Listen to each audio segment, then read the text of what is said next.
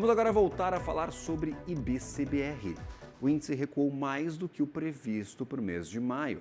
Para repercutir este assunto, chamo à nossa tela Raulin, gerente de análises econômicas da Genial. Seja bem-vindo à nossa programação, meu caro. O que pesou para este IBCBR?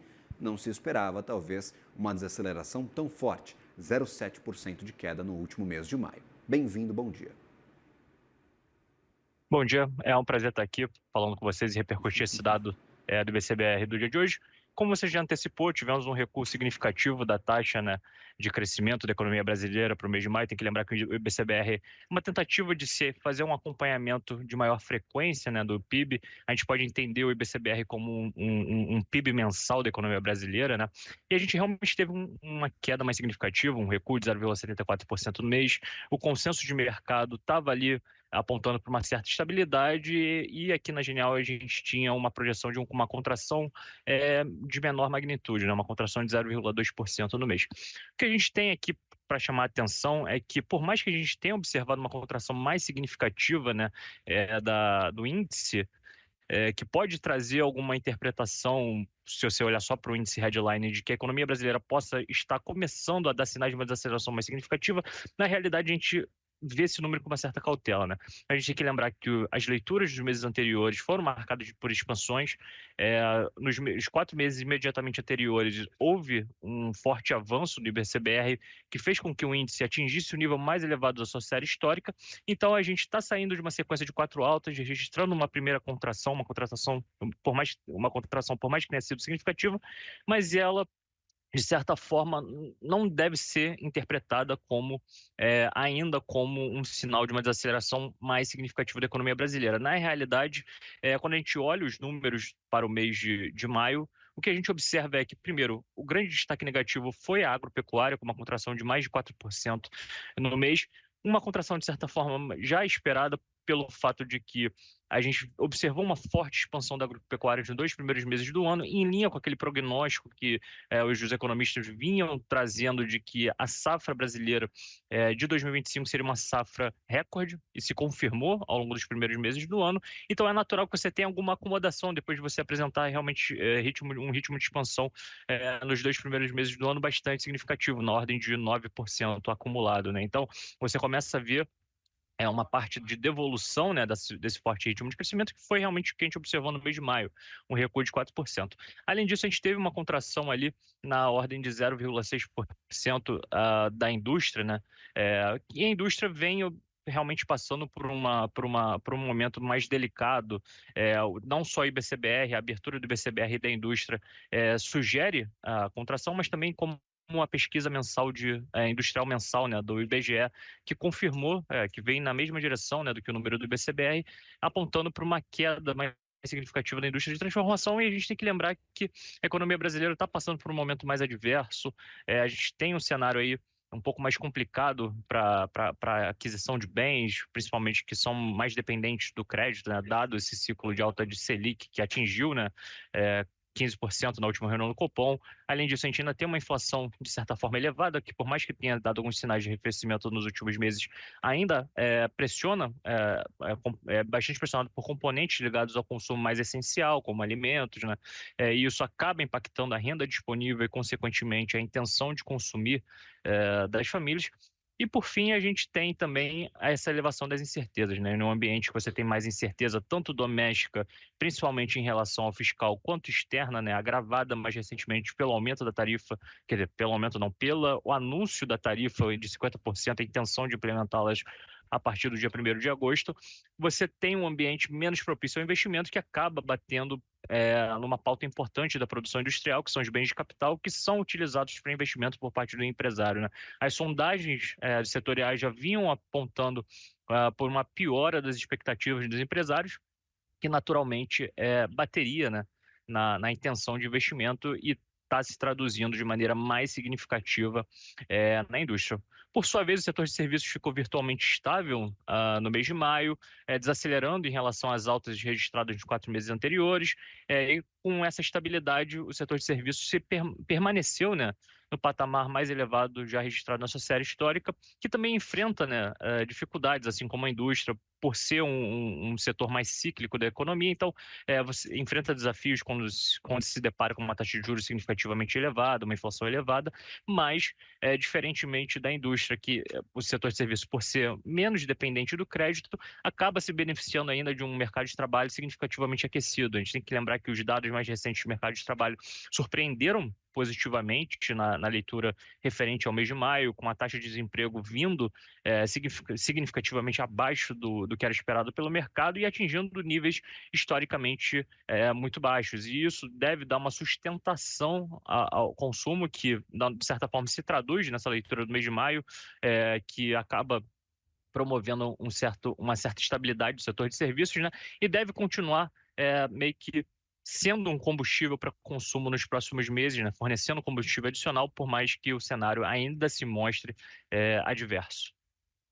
Eu queria até casar essas novas projeções com uma avaliação de efeitos defasados da política monetária. Você acredita que não seja efetivamente isso que esteja pesando para o mês de maio, ou pesou na atividade do último mês, mas questões conjunturais, o primeiro semestre deve continuar forte, deve fechar forte na tua observação? Porque a gente fala de Selic em 15%, subiu de 10,5% para 15%, um curto espaço de tempo, e o Copom debate justamente estes efeitos retardados, estes efeitos defasados da política monetária. Por enquanto, é parte do que a gente vê, mas não é o todo, não é toda a explicação, talvez para esse 0,7, essa é a avaliação total, Ihal. Perfeitamente. Como a gente tenta mensurar aqui na área de análise econômica, quando a gente faz as nossas estimativas, a gente chega que o efeito total de transmissão da política monetária para a economia leva em torno de 15 meses para você sentir de fato todo o impacto, né? Então, como a gente teve um ciclo de alta de juros iniciando ali no mês de setembro, muito provavelmente a gente vai observar o efeito em sua totalidade é, só no início do ano que vem, em que se espera que haja realmente alguma aceleração mais significativa da economia. Mas, de fato, você já começa a ter seus efeitos sendo observados no primeiro trimestre. Eu acho que, se não me falha a memória, cerca de 30% a 40% do impacto da política monetária já pode ser capturado. Então, parcialmente, a gente pode dizer que sim, a política monetária já está pesando, e mais notoriamente a gente observa isso realmente no desempenho da indústria de transformação. Lógico, como eu falei, tem outros fatores por trás que estão impactando, como o próprio cenário de incerteza que está sendo agravado mais recentemente e está pesando sobre os investimentos.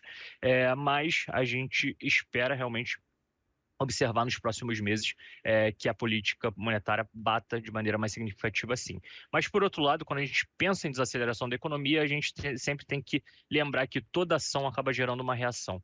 E o que eu quero dizer com isso? Quando a gente começa a observar a economia brasileira desacelerando, o que o governo tem feito nos últimos anos é sempre trazer novas medidas de estímulo à demanda, né? A gente tem que lembrar que a partir desse mês, a gente tem um pagamento de cerca de 70 bilhões de reais em precatórios que no ano passado foram pagos no início do ano, sobre aquela narrativa no início do ano passado de que a economia brasileira entraria numa trajetória de desaceleração em 2024, por conta de você não ter o impulso da agropecuária, né? Ano passado a gente tem que lembrar que a agropecuária recuou em comparação a 2023, e dos efeitos defasados da política monetária. E o que o governo acabou fazendo? Fez com que houvesse uma antecipação do pagamento dos precatórios para o mês de fevereiro, a fim de se evitar que a economia brasileira apresentasse um quadro mais deteriorado de crescimento, né? A gente tem que lembrar que no final de 2023 a economia meio que ficou estagnada nas primeiras leituras do PIB lá atrás, e havia realmente algum risco ali, né, da economia brasileira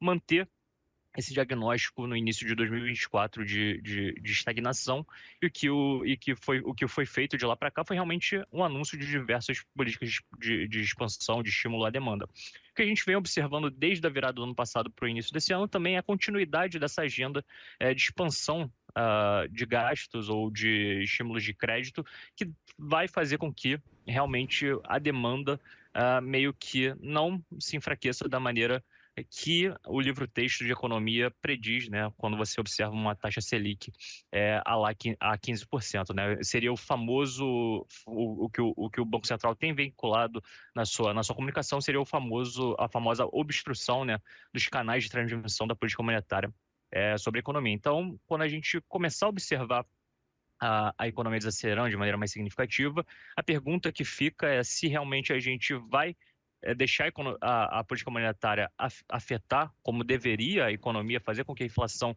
realmente convirja para a meta, ou se o governo vai vir com novas medidas e fazer com que haja uma sustentação, né, desse consumo, principalmente com a proximidade do período eleitoral do próximo ano, das eleições presidenciais.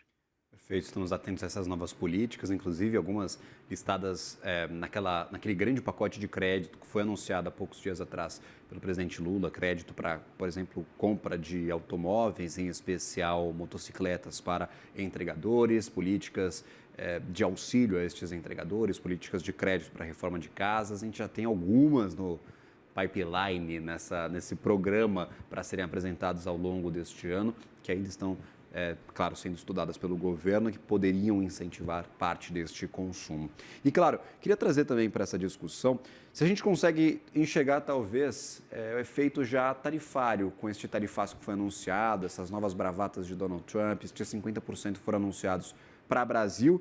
A gente vai ter algo antes e depois do tarifaço, caso ele efetivamente seja aplicado, e, Raul, ou os efeitos sobre a atividade, sobre o PIB brasileiro, sobre os IBCBRs que vierem aí à frente, eles serão sentidos, mas não serão, por exemplo, catastróficos. Como que você avalia este efeito de uma possível tarifa de 50% para um país que, naturalmente, tem parte da sua economia voltada para a exportação?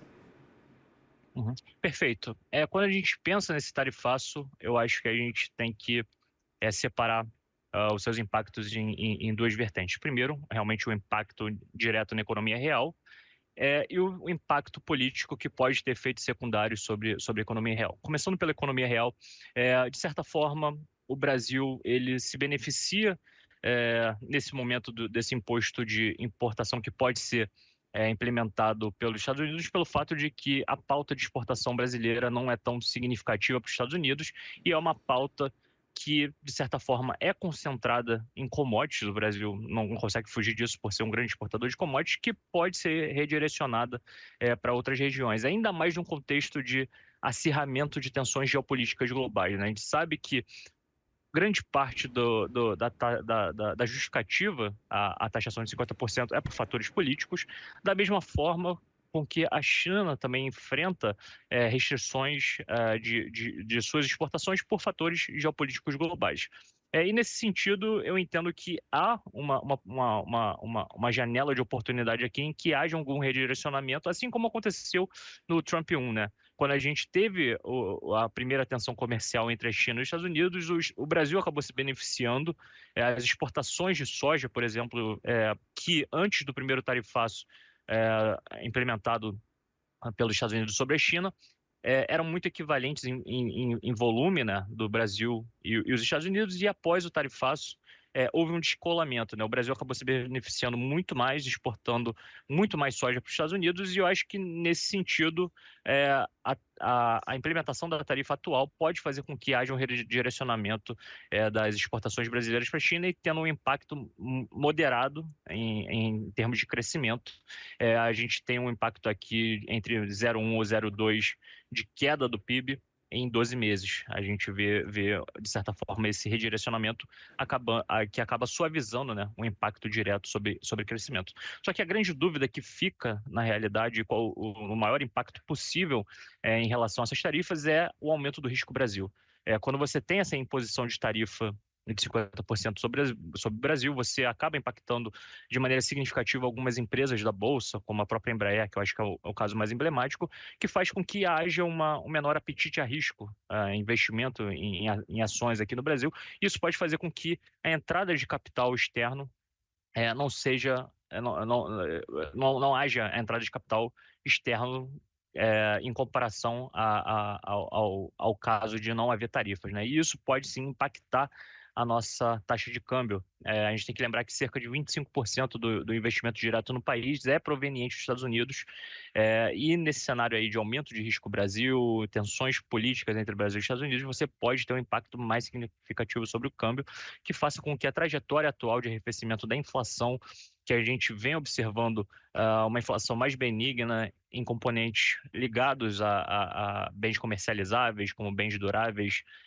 e não duráveis, que se beneficiam realmente dessa apreciação cambial que a gente vem observando desde o final do ano passado, a gente tem uma reversão nesse processo e a gente tem esse vetor aí que está contribuindo para uma inflação mais benigna, deixe de atuar e a gente começa a observar uma composição inflacionária mais negativa no sentido qualitativo, né? Ou seja, uma piora do qualitativo inflacionário que faça com que o Banco Central tenha que permanecer com uma taxa Selic mais alta por mais tempo do que o cenário que eles tinham na reunião de junho, né? Por mais que eles tenham elevado a 15%, eles têm algum período ali em mente de Selic 15% e esse agravamento, né, da questão tarifária pode fazer com que o Banco Central tenha que permanecer por mais tempo ainda, né? E isso, na nossa avaliação, é o principal impacto econômico que pode acontecer, sim. Para onde vai esse câmbio, se o governo vai conseguir reverter ou não até agosto, 1º de agosto, essa tarifa de 50%. E, por fim, só comentar brevemente o último impacto, que é o impacto político que pode impulsionar essa questão do câmbio, é o impacto sobre a popularidade do governo Lula, né? O enfraquecimento da popularidade, a queda da popularidade nos últimos meses, de certa forma, impulsionou algumas apostas de mercado, investidores um pouco mais com maior apetite ao risco, dado algum cenário eleitoral menos favorável para o atual presidente, podem podem observar alguma virada de popularidade com um fortalecimento do discurso da agenda de propaganda do governo Lula, da taxação dos bilionários, do nós contra eles, ou do próprio slogan que veio sendo ventilado nas redes sociais de que o Lula quer taxar os bilionários enquanto o Bolsonaro quer taxar o Brasil. Isso acaba gerando alguma pauta ali eleitoral para o atual governo que pode fazer com que haja uma piora dos fundamentos da economia e, sobretudo, o câmbio, né? A gente vinha observando o fortalecimento do candidato mais moderado de centro-direita, entendido como mais moderado, né, de centro-direita, Tarcísio, e esse evento aí das tarifas pode mexer um pouco embolar um pouco esse meio de campo das eleições e fazer com que haja uma piora da percepção de risco. Então, eu acho que tem esses dois componentes que podem impulsionar o câmbio e ter efeito sobre a inflação mais significativa do que a atividade econômica em si. E Raulin, sempre bem-vindo à nossa programação. Obrigado por nos ajudar a entender, claro, os efeitos sobre o IBCBR de maio, que levaram a uma queda de 0,74% e que vem por aí, talvez, com essas novas tarifas anunciadas na semana passada, que a gente não sabe se vão entrar ou não em vigor e quais serão os seus efeitos. Um ótimo trabalho a você, uma boa semana. Eu que agradeço e sempre à disposição para futuras conversas. Até a próxima. Tchau, tchau.